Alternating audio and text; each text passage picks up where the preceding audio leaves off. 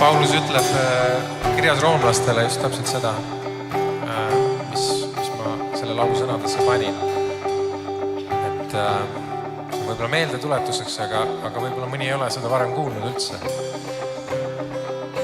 Jumala armastus on midagi nii suurt ja vägevat ja võimsat ja sellest ei saa mitte keegi meid lahutada.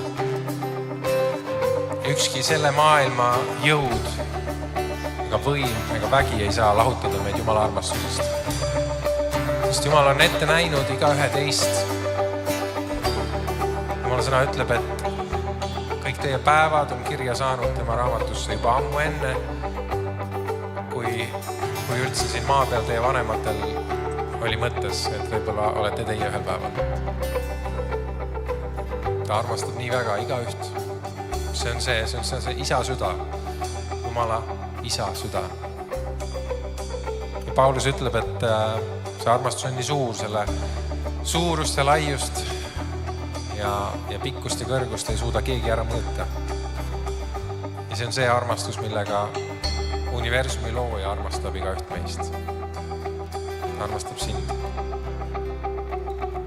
Nii et kui sa oled mingis kohas või oled olnud või tuleb tulevikus ette, et sul on tunne, et sind ei ole kellelegi tarvis, keegi ei hooli sinust,